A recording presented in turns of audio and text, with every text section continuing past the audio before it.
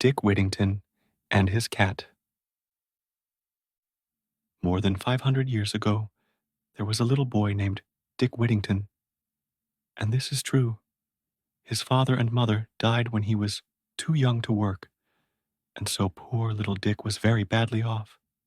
He was quite glad to get the peels of the potatoes to eat, and a dry crust of bread, now and then.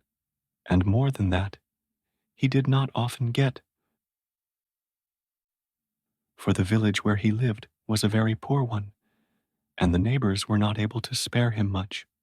Now, the country folk in those days thought that the people of London were all fine ladies and gentlemen, and that there was singing and dancing all day long. And so rich were they there, that even the streets, they said, were paved with gold.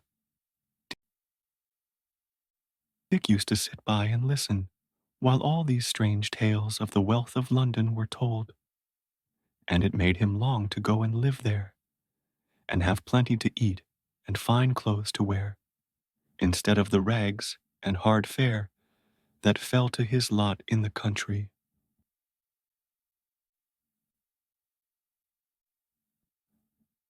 So one day, when a great wagon with 8 horses stopped on its way through the village, Dick made friends with the wagoner and begged to be taken with him to London.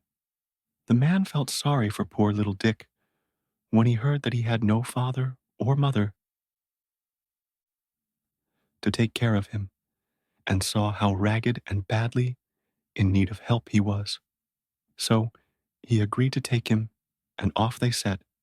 How far it was, and how many days they took over the journey, I do not know. But in due time Dick found himself in the wonderful city which he had heard so much of, and pictured to himself so grandly. But oh, how disappointed he was when he got there! How dirty it was!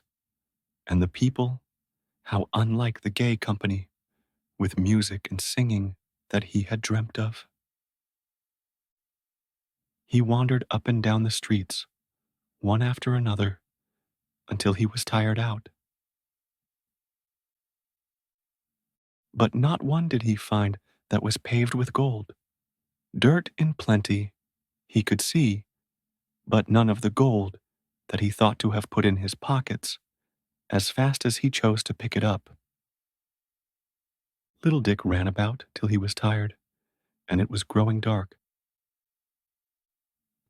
At last he sat himself down in a corner and fell asleep.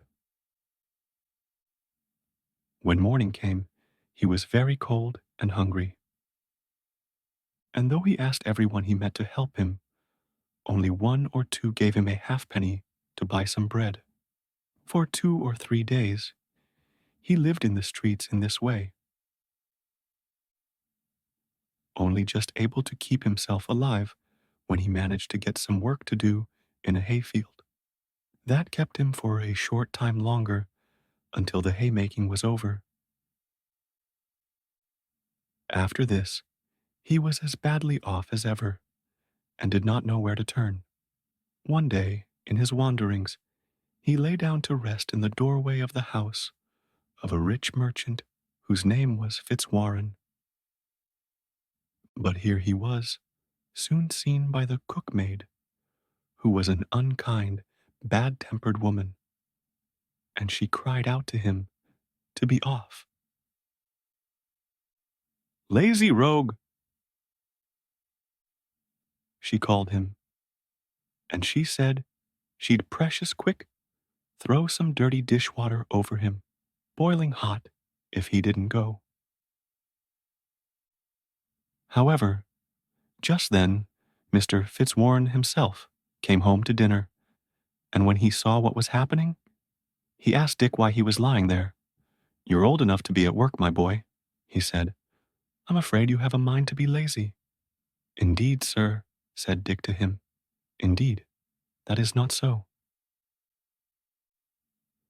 And he told him how hard he had tried to get work to do, and how ill he was for want of food.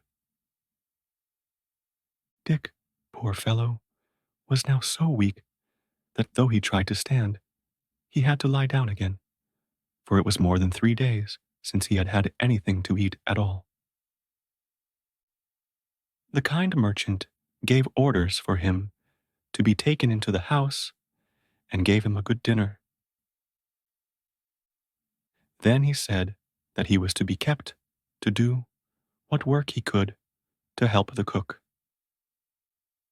Now, Dick would have been happy enough in this good family if it had not been for the ill-natured cook, who did her best to make life a burden to him. Night and morning, she was forever scolding him. Nothing he did was good enough.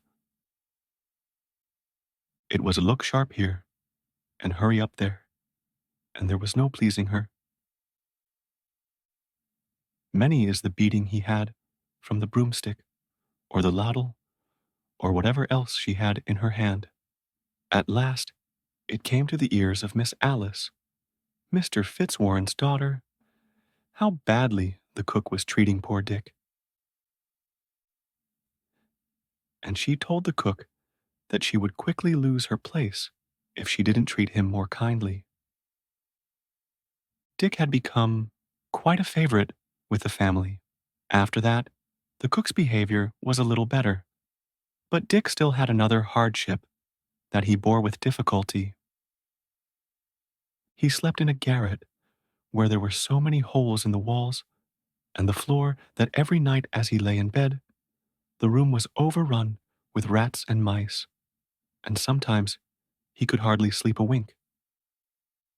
One day, when he had earned a penny for cleaning a gentleman's shoes, he met a little girl with a cat in her arms and asked whether she would not sell it to him. Yes, she would, she said, though the cat was such a good mouser that she was sorry to part with her. This just suited Dick, who kept her up in his garret, feeding her on scraps of his own dinner that he saved for her every day.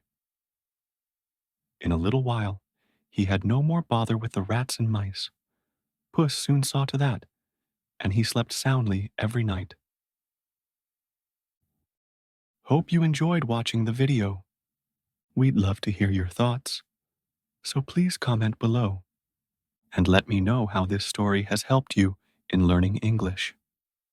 Whether it improved your vocabulary, pronunciation, or overall understanding, your feedback is valuable.